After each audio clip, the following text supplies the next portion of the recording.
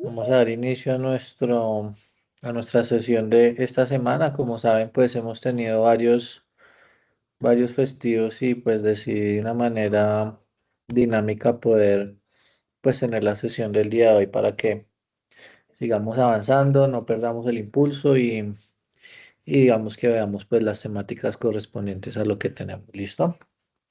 Primero recordarles que pues se están publicando semanalmente cada uno de los anuncios correspondientes a las actividades.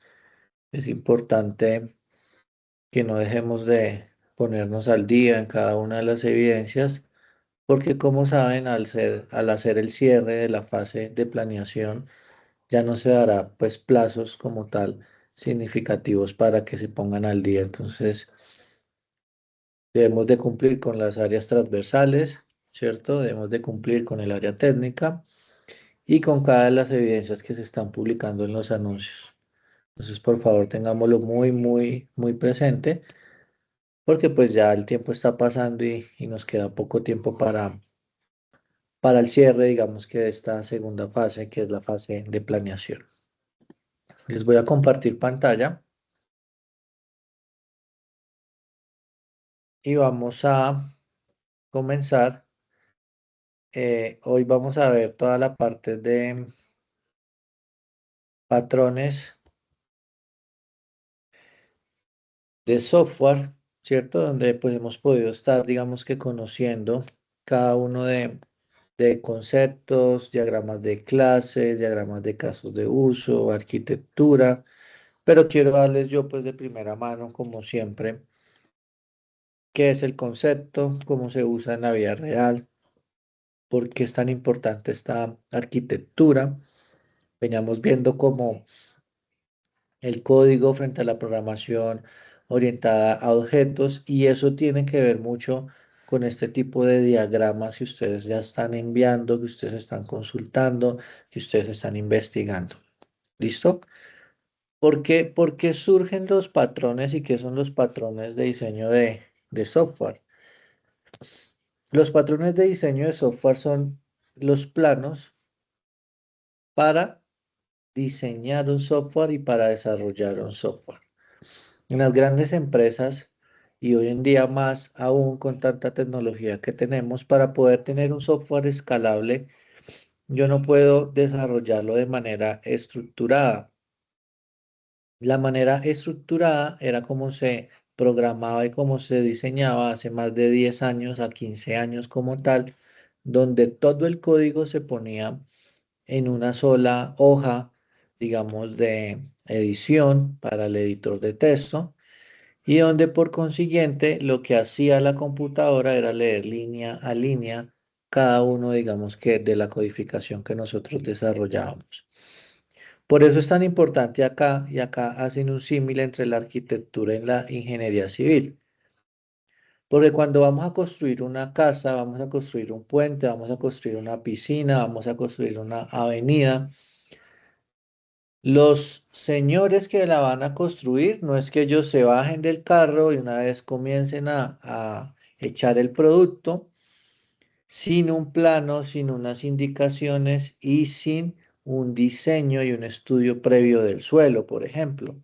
Entonces ustedes saben que no en todas partes se puede construir calles, no en todas partes podemos construir edificios, no en todas partes podemos construir piscina. Entonces para eso, pues hay que tener una arquitectura y por eso se crearon los patrones de diseño.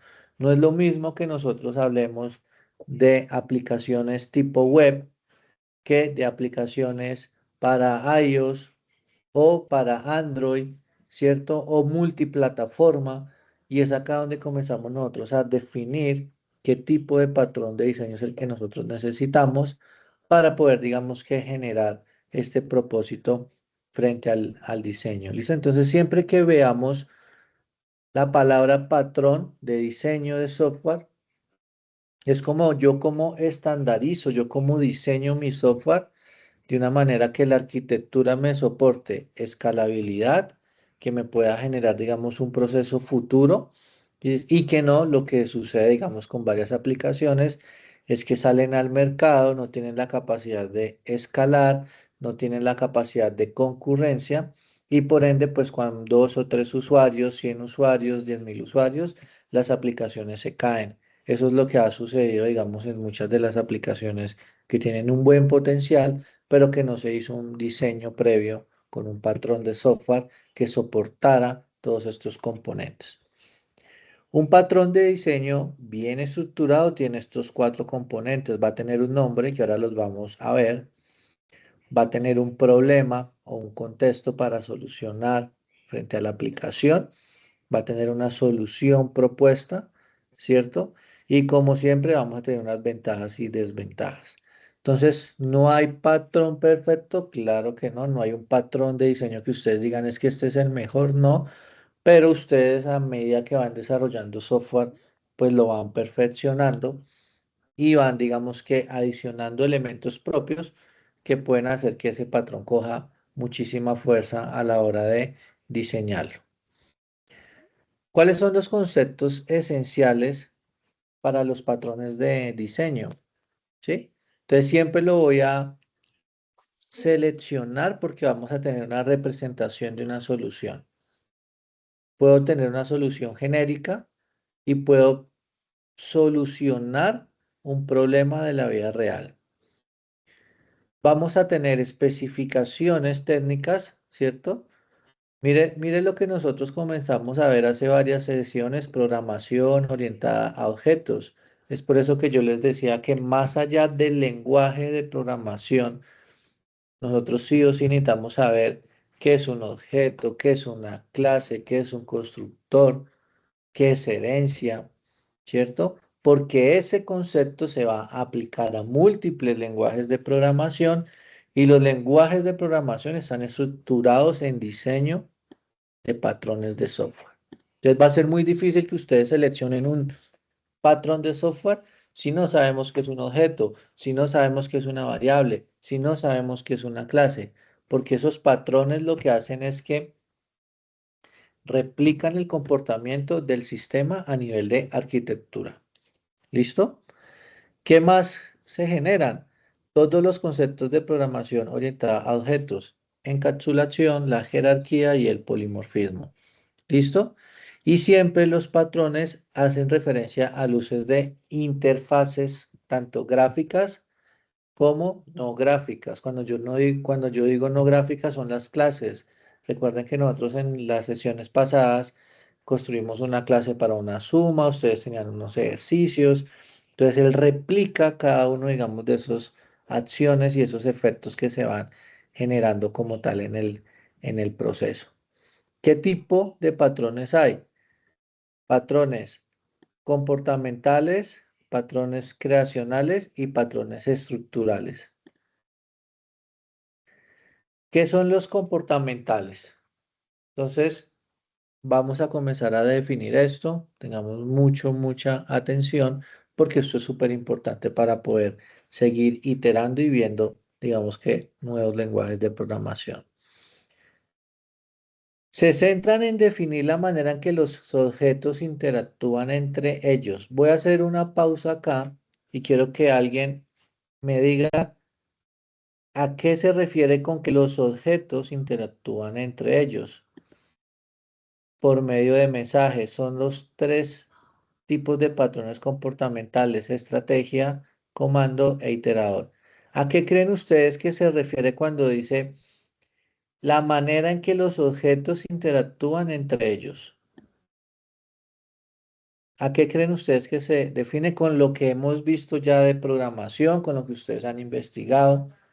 ¿Qué creen ustedes que se refiere este comportamiento?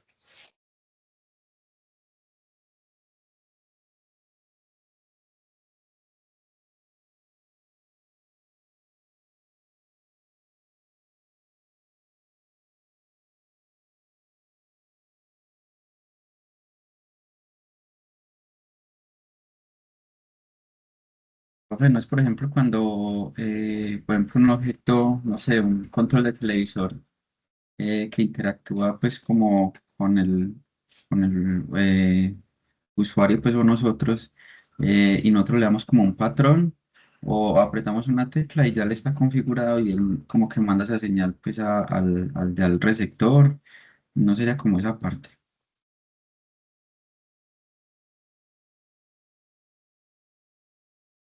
Ok, perfecto. O también Re- puede ser que uno necesita del otro para que pueda funcionar.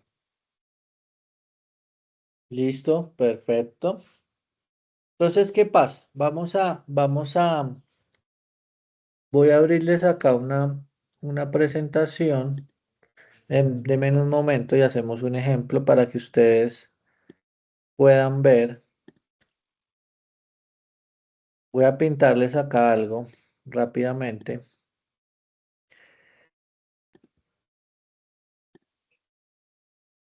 ¿Están viendo la pantalla? Sí, profe. Listo. Entonces diagramar. Vamos a ver si aquí nos deja así. Vamos a diagramar unas formitas acá.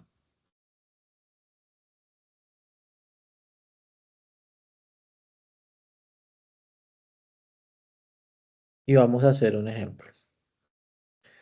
Entonces digamos que nosotros tenemos tres clases. Clase uno, clase 2 y clase 3. La clase uno la vamos a denominar ventas. ¿Listo? La clase 2 la vamos a denominar productos. Y la clase 3 la vamos a denominar empresa. ¿Ahí vamos bien?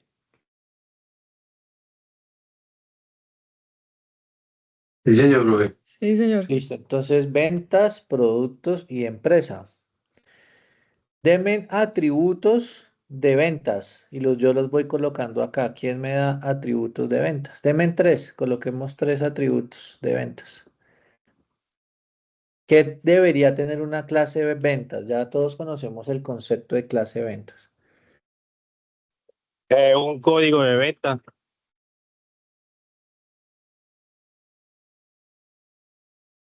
Listo, código. ¿Qué más? Un precio, Precio, listo. ¿Y qué más? Podría ser factura. Vamos a verlo aquí, factura, listo. Ahora bien, de productos.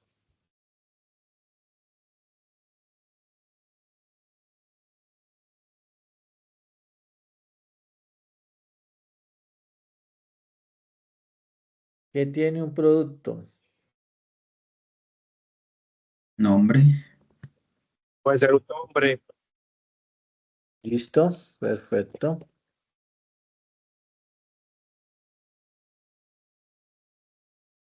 ¿Qué más? Puede ser una categoría, profe. Categoría. ¿Y qué más? Y vamos a dar una cantidad, ¿listo? Y ahora que deme tres grandes componentes de una empresa. ¿Qué debe de tener una empresa? ¿Será que una empresa tiene nombre? sí, Sí, señor. nombre, podría ser el NIT, Ok. ¿Y qué más? una dirección, Listo. Entonces vamos a dejar esto hasta acá. ¿Listo?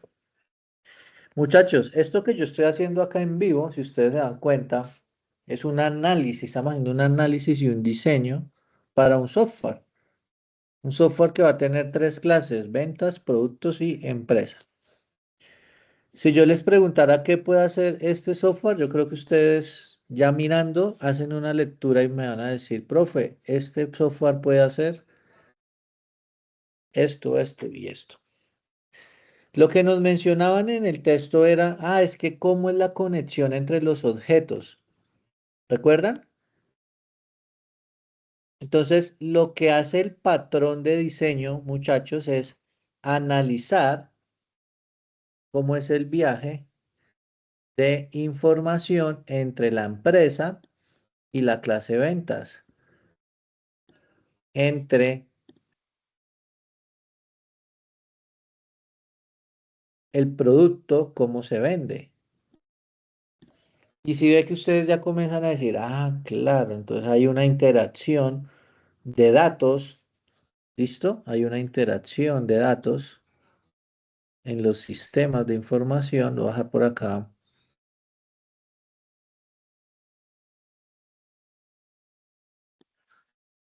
Interacción de datos en el sistema. Y por ejemplo, si yo quisiera hacer operaciones, si yo quisiera trabajar con más variables y no las tengo, no las tengo en mi código, miren, pues el sistema no va a interactuar entre la clase empresa con productos y no voy a poder hacer una venta, no voy a poder generar un inventario, no voy a poder ingresar nuevos productos, no voy a poder hacer nuevas ventas, no voy a poder crear nuevas empresas y así sucesivamente. ¿Perfecto? Eso es lo que hace los patrones, porque son muchos, de diseño. ¿Listo? Ellos no generan una sola cosa, sino que con esto analizamos de una manera importante cómo es, digamos que cada una de las acciones que se generan en el proceso. ¿Vamos bien? ¿O hay preguntas hasta acá? Bien, profe, bien. Perfecto. Entonces, por eso les expliqué ahí. Mire que ahí con esa gráfica, muchachos, y son ejercicios que ustedes pueden replicar. Si ve que ahí no hemos codificado, ahí no hemos hecho todavía código, pero ya entendemos, tenemos tres clases, tenemos estas variables y así va a ser la comunicación. Entonces, ya cuando comenzamos, pues mire que podemos generar gráficos y arquitecturas como la que se están viendo, ¿sí? Voy a leer tal cual esto y explicamos el gráfico. Supongamos que queremos implementar una calculadora. Ya la hicimos en código. Entonces, imaginémonos, es que yo ya hice una calculadora en código, la cual provee un conjunto de operaciones. ¿Recuerdan que hicimos esa suma, resta, multiplicación y división? Que serán usadas por un cliente, que era lo que yo les decía a ustedes. Si hay un elemento que hace falta, la calculadora no funciona. ¿Listo? Cada una de estas operaciones representa una estrategia diferente y será el cliente quien invocará la ejecución de cada una de ellas, dependiendo de su deseo por medio de una interfaz que usando las propiedades polimorfismo se transformará. ¿Quién me explica este gráfico de acuerdo al ejemplo que ya les di?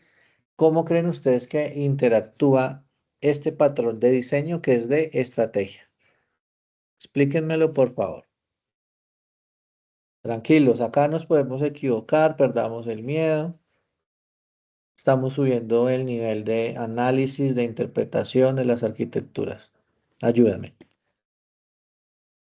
Bueno, igual como por mera parte, pues debe estar el cliente, ¿cierto? O la persona que va a hacer como la operación para, como usted dice, pues si no la hace, pues no va a funcionar la calculadora, ¿cierto?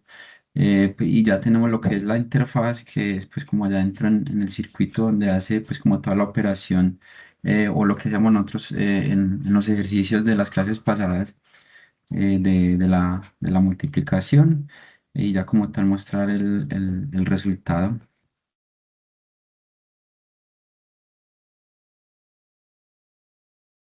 Listo. ¿Qué serían las estrategias? Estrategia uno y N en este caso. Las ¿Como modos? operaciones, profe. ¿Las qué? Perdóname. Las operaciones que realiza el cliente.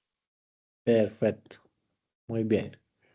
Entonces, lo que nos comenta Julián es claro, oiga, si no hay alguien quien ejecute, pues, ¿cómo yo voy a hacer mis operaciones y mis estrategias? Y esta interfaz, pues, muchachos, es o el celular o la calculadora que hemos conocido siempre, la que hemos comprado para el colegio, para estudiar, para repasar, o pues la del celular o la del computador. Esa es la interfaz con la que yo estoy, digamos que, interactuando. Mire lo que pasa acá. Quiero que detallemos. Dentro de la estrategia y el patrón comando, entonces el patrón comando permite aislar los objetos que realizan una petición. Entonces mire que acá yo lo veo más estratégico, este gráfico, pero mire que cuando pasamos acá, ya lo veo con más detalle. ¿Quién ejecuta el comando? ¿Cierto? ¿Quién invoca el evento? ¿El evento qué es, muchachos? Cuando ustedes están en el celular y en el WhatsApp, ustedes oprimen la A, eso es un evento. Ustedes están ejecutando un evento, tecleando la A. ¿Quién recibe? Ah, es el cliente. Entonces su amigo, su jefe, su novia, su novio, quien va a recibir ese mensaje. ¿Sí? ¿Cuál es la interfaz donde se ejecuta? Ah, pues la interfaz que todos conocemos del WhatsApp. ¿Por qué? Porque así fue diseñada, en ese caso, bajo ese patrón. ¿Quién es el receptor? Ah, pues pueden ser muchos receptores los que van a ver ese mensaje o puede ser uno. ¿Y cómo lo ejecuto? No sé si nos ha pasado que muchas veces escribimos un mensaje en WhatsApp, lo dejamos ahí y pensamos que ya se envió. Y a la hora o a la media hora, ah, jue madre, se me olvidó dar el enter. Sin esa tecla, sin ese comando, no se dispara. Miremos esto. Entonces mire que acá se divide en esta arquitectura, en este patrón.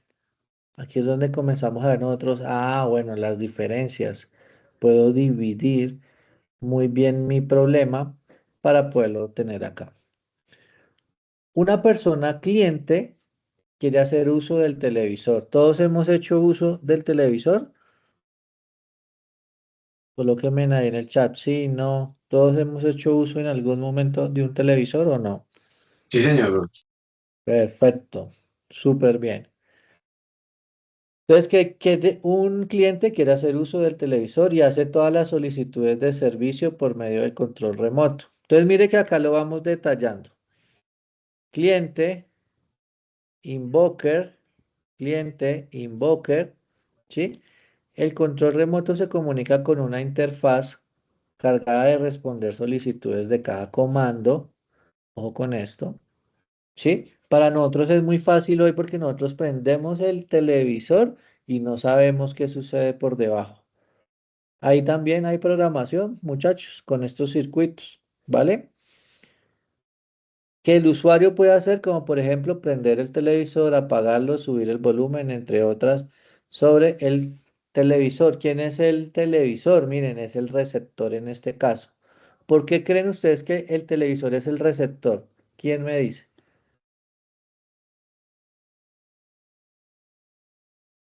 Hagamos un análisis de ese esquema y de ese patrón.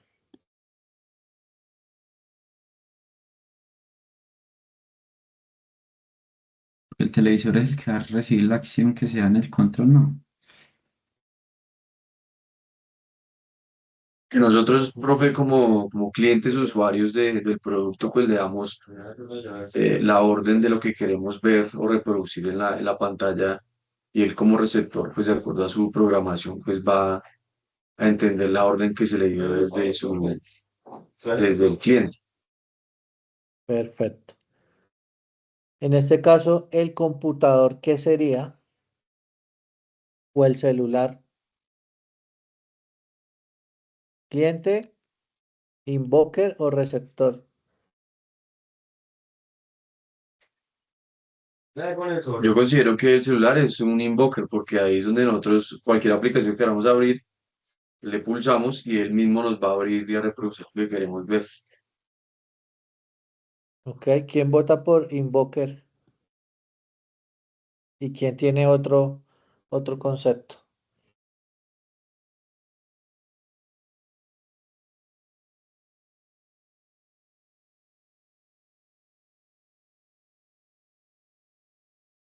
Entonces, analizando esta gráfica y esta arquitectura, el cliente pues siempre va a ser un humano, ¿cierto?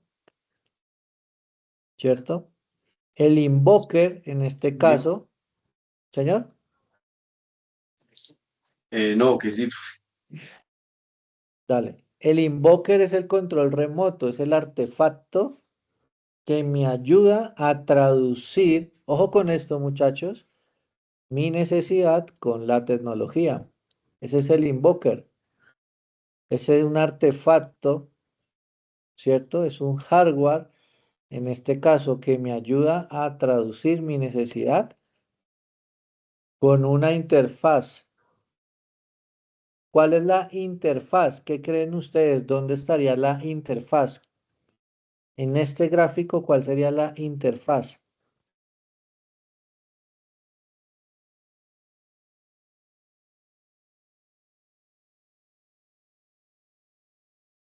Pues la interfaz es donde aparece la flechita como de reproducir video.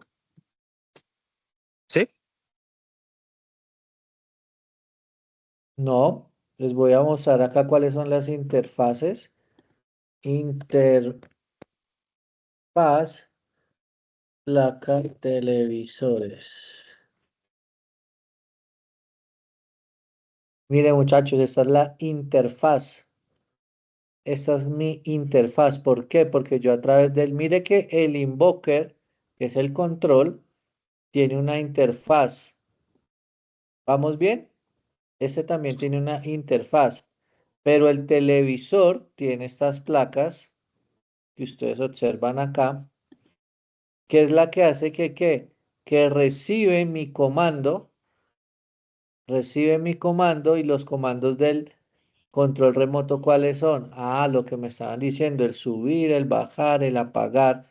Pero esta interfaz es la que me interpreta este comando para que llegue al receptor, pues que es todo el televisor. ¿Listo?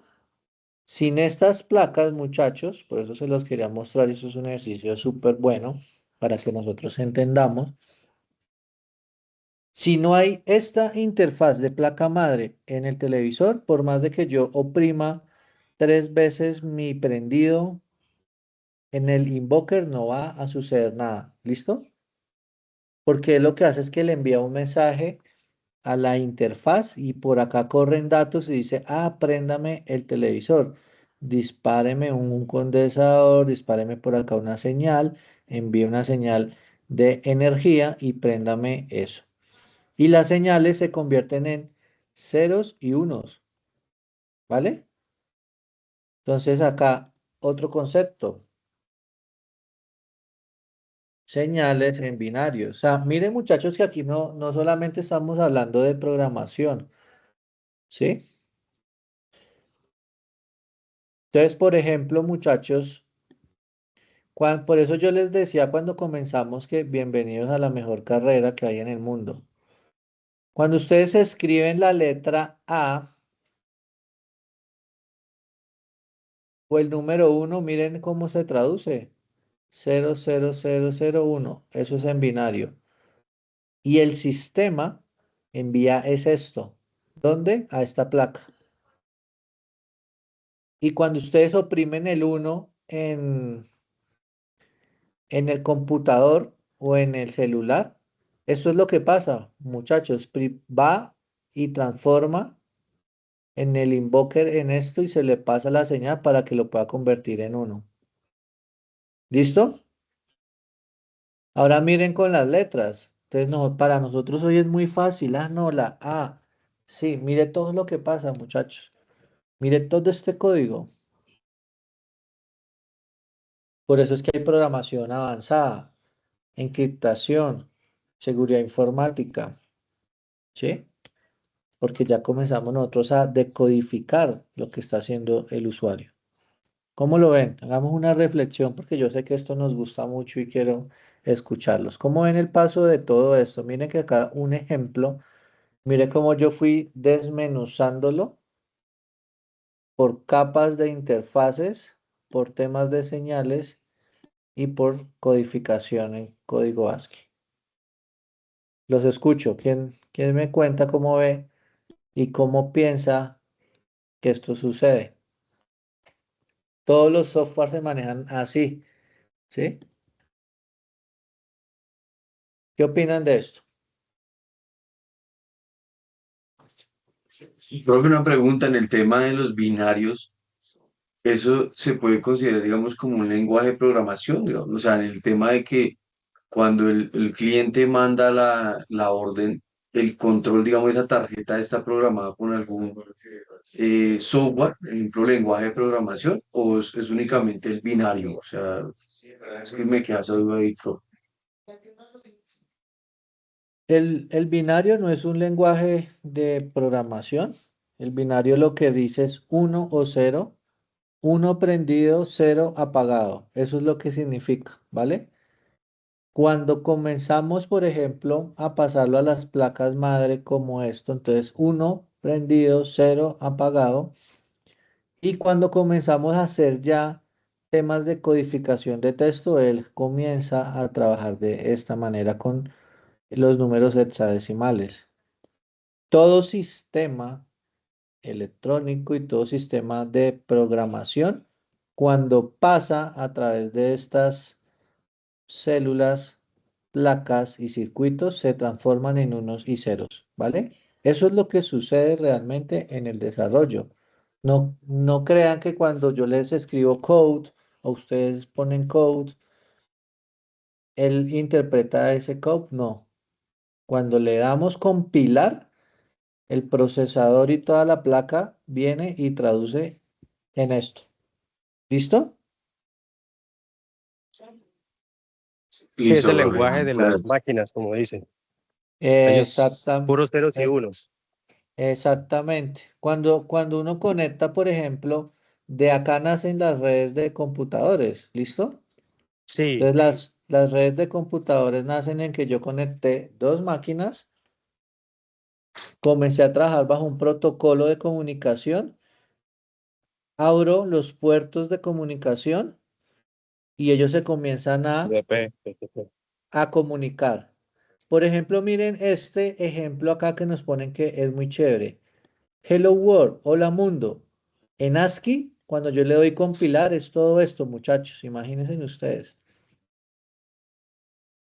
Y ustedes como programadores solo están colocando code, ¿cierto? Code, y solamente van a colocar la versión. O sea, cuando ustedes vienen acá, Hello World, miren, Hello World, para que este mensaje me aparezca, miren, Hello World, miren lo que pasa, miren lo que le manda a la computadora, muchachos, todo esto, todo esto.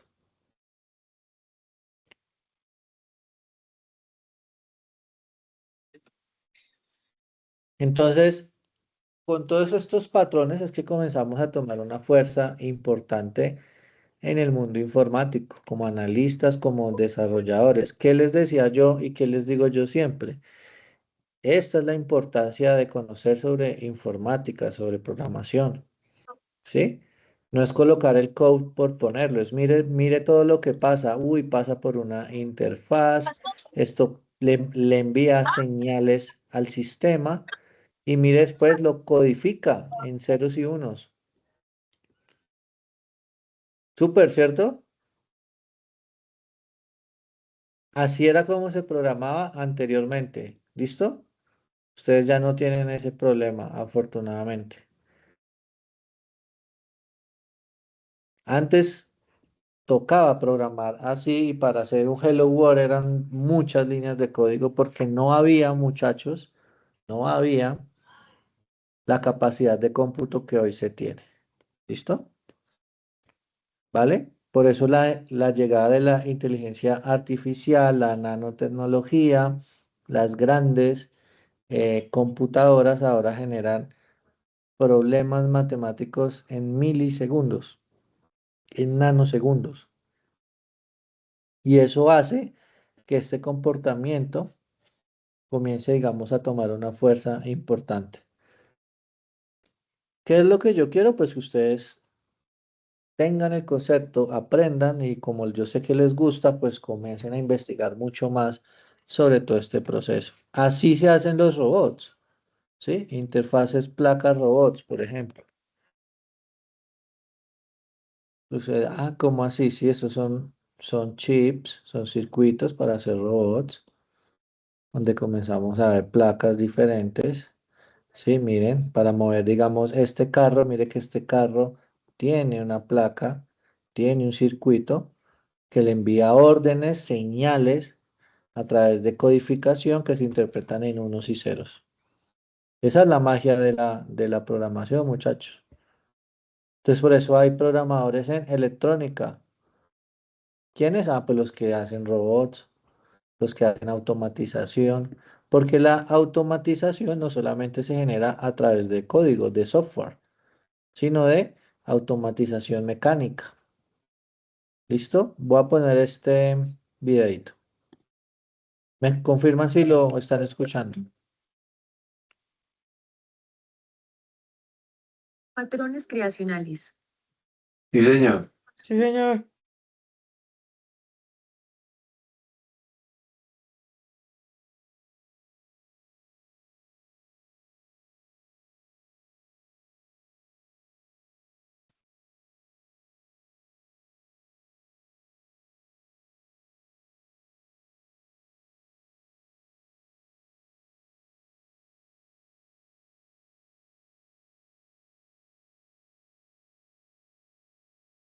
No sé si es solo yo, pero yo lo veo como en cámara lenta y no se escucha. Y se le fue el volumen, sí.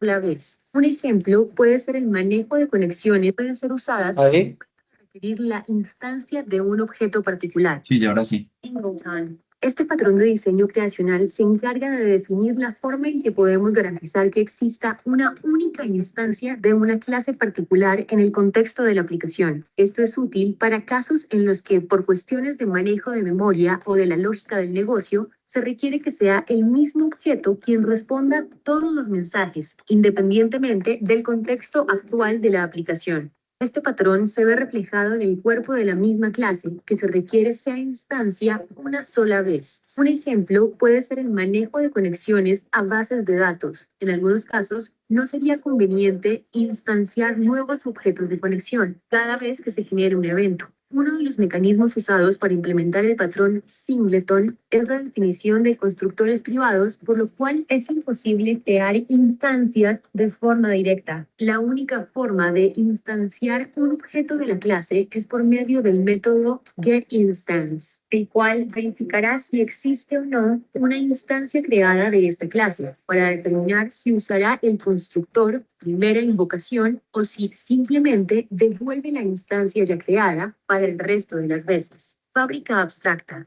Este patrón de diseño permite la instanciación de una familia de objetos relacionados o dependientes sin necesidad de entrar en detalles particulares de su implementación, de forma que tanto el cliente como los elementos creados por la fábrica son totalmente independientes unos de otros. Este patrón define una interfaz de tipo fábrica, la cual se refina por medio de la creación de fábricas concretas, las cuales pueden producir diferentes tipos de objetos y en diferentes combinaciones según las necesidades del cliente. Los elementos importantes de este patrón son interfaz de la fábrica abstracta, la cual relaciona las operaciones de creación de los productos abstractos, fábricas concretas, las cuales implementan las operaciones de creación definidas en el interfaz de fábrica abstracta, interfaz de producto, el cual relaciona los comportamientos de los productos o elementos, productos concretos, los cuales implementan los comportamientos definidos en la interfaz de producto.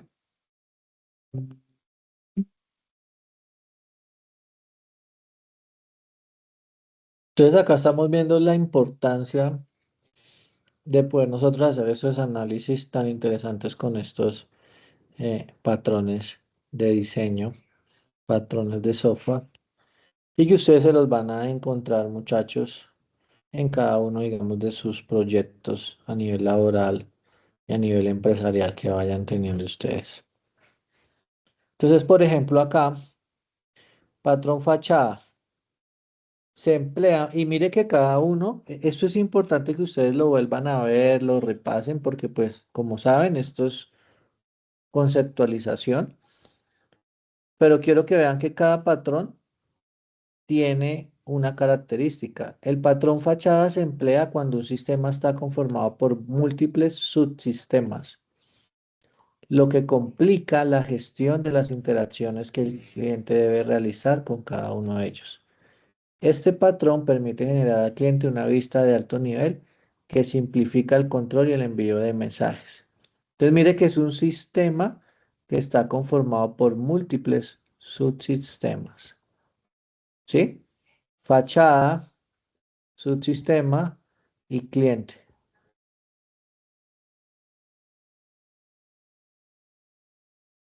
¿Qué ve el cliente? El cliente se comunica con la fachada. ¿Qué puede ser una fachada? Pues una interfaz, ¿sí? Interfaz gráficas. Por, e- exacto. Entonces, por ejemplo, los que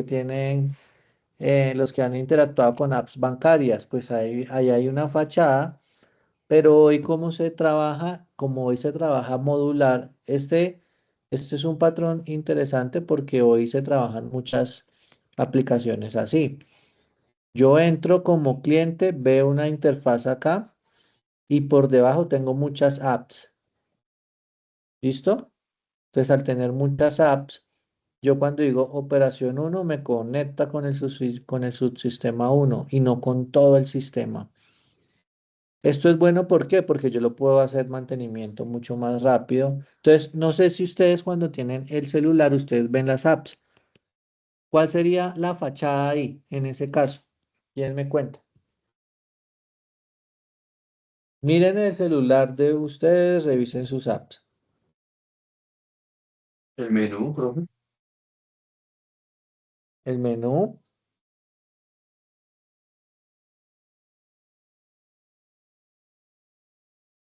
Entonces, si ven que ustedes llegan y ustedes dicen, uy, tengo la app del clima, tengo la app de WhatsApp. Cada app es un subsistema. Y la fachada es esa interfaz que ustedes tienen ahí, que ustedes pueden cambiar.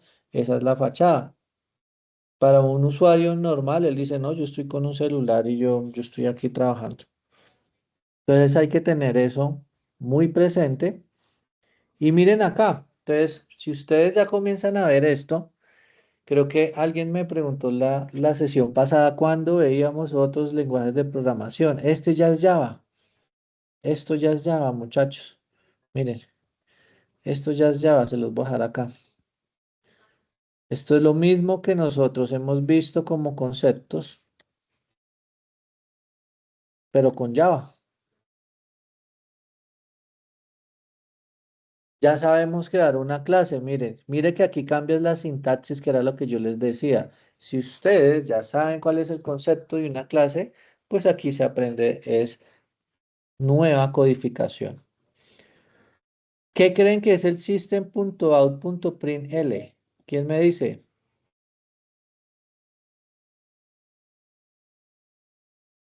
Es lo que se va a imprimir en la pantalla, ¿no? Exactamente. Sí, señor. Y eso con C++, ¿cuál sería entonces en C++? ¿Qué comando usamos en C++? Code. Code. Exactamente. Exactamente. Muy bien. ¿Sí ven? ¿Sí ven que ya podemos leer esto, muchachos? Eso quiere decir que hemos aprendido. ¿Sí? Sí, señor. Súper. Entonces, miren, existe, no, eso es un code. ¿Sí? Miren el if. ¿Cambia? Miren el else. ¿Cambia? Díganme si cambia. No No. cambia. Sigo escribiendo if. Sigo escribiendo if. ¿Cómo se está declarando la variable número? ¿Quién me dice? In. Exactamente. Punto nest. Y número. Esa es la declaración. ¿Cómo se declara en C++? Y número. Entonces, si ven, muchachos, que por eso la lógica de cómo yo llevo mis sesiones, porque acá yo, oye, sí está claro mi concepto, oye, tengo que reforzar esto y lo otro. Y acá esto ya va cogiendo un sabor importante. Miren acá las otras clases, ¿sí? Y acá seguimos con codificación Java, que ya si ustedes se sientan, pues ya ustedes ya lo pueden interpretar de una manera más importante. Entonces, ¿cuál es el objetivo? Pues que esta semana ustedes sigan revisando cada uno de los patrones de software, ¿cierto? Constaten las evidencias que me han entregado, que generemos, digamos, esos espacios importantes frente al proceso y nos pongamos al día. ¿Cómo vimos la sesión de hoy y cómo han estado frente al avance? Quiero que me cuenten, por favor, ya para poder cerrar e irnos muy contentos a descansar. ¿Cómo hemos visto la evolución desde los requerimientos ahora con esto? ¿Quién me hace un pequeño resumen del aprendizaje?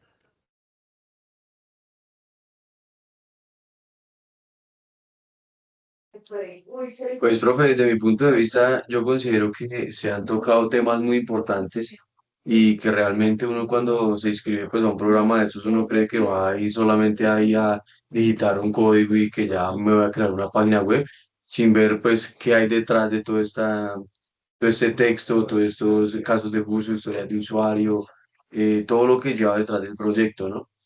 Y ya ahorita en la siguiente fase que ya es planeación, donde estamos viendo lenguajes, donde ya relacionamos con el profe dice alguna palabra, pues ya la relacionamos con alguna clase que tuvimos y ha sido pues muy grande el avance, pues esperamos fue que podamos continuar así aprendiendo mucho y de verdad pues que cada uno logre pues llegar al final, ¿no? Que es lo más importante y que logremos estar todos. Y, pero pues para mí considero que ha sido pues un avance muy importante respecto a nuevos conceptos de programación, pues cosas que no sabía porque pues nunca había estudiado la programación, pero pues sí tengo, me gustan mucho los sistemas informáticos, los computadores, cacharrar y todo eso, entonces pues digamos que siempre le ayuda a uno mucho las clases, profe. Súper, súper, Julián. De acuerdo. Digamos que ese es el objetivo, que tengamos un avance, que hagamos las evidencias, que consultemos estos documentos, que consultemos en internet, hoy hay mucha documentación, pero algo con el que ustedes se tienen que ir clave es que cuando ya comenzamos a relacionar conceptos rápidamente de lo que se ha hecho, es porque estamos aprendiendo, ¿sí? Es porque ya estamos conociendo un poco más de temas de tecnología, un poco más de temas de programación y ese es el orgullo que nos debe dar en cada una de las sesiones. ¿Listo? Entonces, la invitación, ¿cuál es? Revisemos los otros patrones porque son bastantes, revisémoslos todos, comencemos a investigar y ya nos veríamos en la próxima sesión. Ya tenemos el anuncio de las evidencias que debemos de presentar esta semana. Entonces, lo mismo, por favor, los que no han estado al día, los llamo a que por favor quedemos al día porque yo estoy calificando de manera semanal, como ustedes saben, y pues el objetivo es que no perdamos el esfuerzo que se está haciendo. Andrea, Profe, qué pena. Es que yo he subido las evidencias, pero aún no están calificadas. Entiendo que había plazo hasta hoy, ¿cierto? Pero no, aún no las has calificado. Todas. ¿de qué Solo ficha tengo eres? como dos. Mm, ya te confirmo. Envíame un correíto, Andrea, si eres tan amable. Sí, señor. Y ahí me pones, por ejemplo, me llegó, esta mañana me llegó un correo de un compañero con 3 actividades pasadas que faltaron, porque las cargó, digamos, en los tiempos que no fueron. Entonces yo con gusto las voy evaluando. Entonces ayúdame con ese correíto y con gusto esta misma semana te las dejo evaluadas. ¿Listo? Vale, sí, señor. Bueno, bueno muchachos, que tengan una feliz noche. Muchas gracias. Que estén muy bien. Listo, profe, gracias. Gracias, profe. Feliz noche. Hasta luego a todos.